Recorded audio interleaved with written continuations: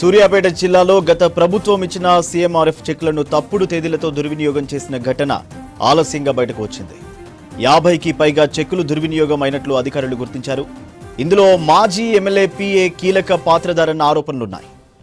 Private corporate ఆసుపత్రుల్లో ఎక్కువ ఖర్చు పెట్టి వైద్యం చేయించుకున్న వారికి సీఎం రిలీఫ్ ఫండ్తో ప్రభుత్వం కొంత మొత్తంలో చెక్కులను అందజేస్తుంది. అయితే సూర్యాపేట జిల్లాలోని ఓ మాజీ ఎమ్మెల్యే సహాయంతో ఆయన పిఏ సీఎంఆర్ఎఫ్ చెక్లను దుర్వినియోగం చేసినట్లు ఉన్నతాధికారులకు ఫిర్యాదులు వచ్చాయి.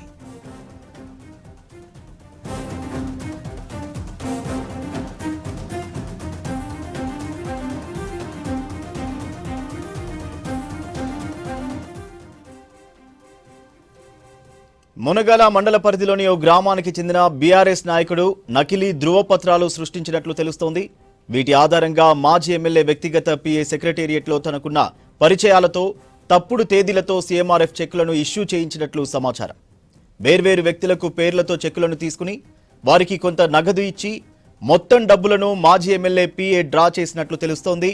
దీనిపై ఫిర్యాదులు రావడంతో సెక్రటేరియట్లో పనిచేస్తున్న వ్యక్తితో పాటు నకిలీ ధృవపత్రాలు సృష్టించిన మరో వ్యక్తిని పోలీసులు అదుపులోకి తీసుకుని విచారిస్తున్నట్లు సమాచారం.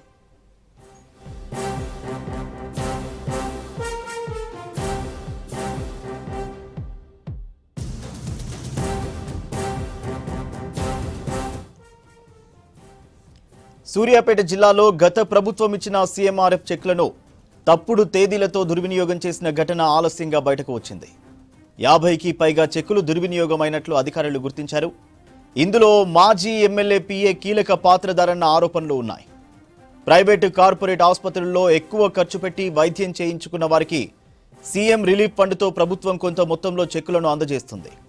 అయితే సూర్యాపేట జిల్లాలోని ఓ మాజీ ఎమ్మెల్యే సహాయంతో ఆయన పిఏ సీఎంఆర్ఎఫ్ చెక్కులను దుర్వినియోగం చేసినట్లు ఉన్నతాధికారులకు ఫిర్యాదులు వచ్చాయి.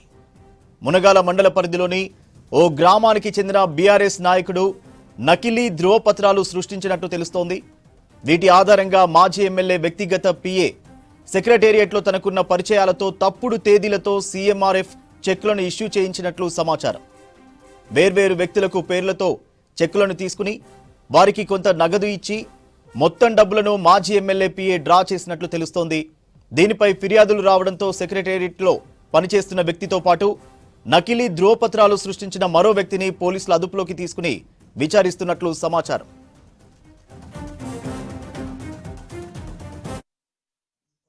శ్రీనివాసనగర్లో ఉంటాం.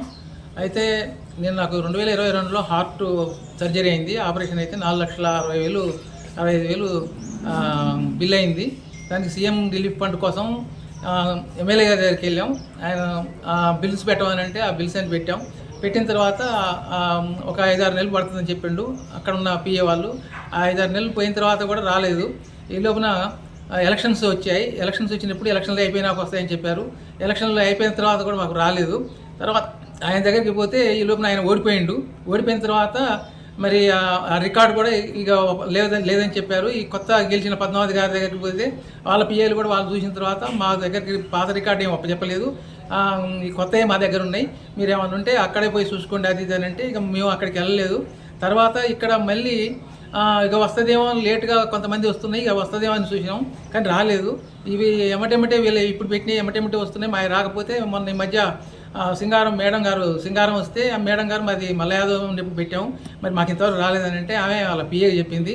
ఆ పిఏ ఇక్కడంతా మళ్ళీ వెరిఫై చేసి ఇక్కడ కాదు ఇది హైదరాబాద్లో ఉందని అంటే అప్పుడు ఉత్తమ్ సార్ పిఏకి వాళ్ళు చెప్తే ఆ ఉత్తమ్ సార్ పిఏ అక్కడ ఎంక్వైరీ చేసి మా చెక్కు నెంబర్తో సహా ఆయన ఇచ్చిండు. అది ఎప్పుడో రిలీజ్ అయిపోయింది, డ్రా కూడా అయిపోయిందని చెప్పిండు. అది ఎట్లా అంటే డీటెయిల్స్ ఇచ్చాడు. అది 2023 ఆగస్టు 30 తారీఖు చెక్ అయింది. 2024 ఏప్రిల్ 19 డ్రా అయింది. అది ఎక్కడ అయిందంటే ఎస్బీఐ బ్రాంచ్ జగ్గేపేటలో అయింది. అయితే ఎవరి పేరుతోనైంది అని అంటే గడ్డం వెంకటేశ్వరరావు అనే పేరుతోనైంది. అతను ఆ బ్యాంకు వివరాలన్నీ మాకు ఇస్తే అతను ఫోన్ నెంబర్ తీసుకొని ఆయన ఫోన్ చేసి అడిగాం, ఎక్కడిది మరి నువ్వు మా చెక్ మార్చుకున్నట్టు నీది కాదు నాకే వచ్చింది అన్నాడు. నీకు ఎట్లా వస్తుంది, తెలంగాణ వాడి చెక్కు ఆంధ్రవాడికి నీకు ఎట్లా వస్తుంది అని మేము అంటాం. అప్పుడు ఆయన ఏం చెప్పిండంటే నేను ఒక్కని కాదు ఇంకా 4-5 ఉన్నారు, దాంతో మేము వాళ్ళు కూడా తలాయిని తీసుకున్నారు, నాకు కొన్ని ఇచ్చారని చెప్పాడు. దాంతో మరి మాకు డబ్బులు మాకు ఇవ్వాలని అంటే ఇక ఫోన్ స్విచ్ ఆఫ్ చేసుకున్నాడు. 4 రోజులు వెయిట్ చేసినా కూడా ఆయన ఏం చెప్పలేదు, స్విచ్ ఆఫ్ చేసే ఉంది. ఇక మేము లాభం లేదని చెప్పేసి కోవాడ సిఐ గారి దగ్గరికి వెళ్ళి ఆ పిటిషన్ ఇచ్చాం. సిఐ గారు వాళ్ళని పట్టుకొచ్చిండు. ఆ బ్యాంక్ వాళ్ళని కన్సల్ట్ చేస్తే కూడా వాళ్ళు కూడా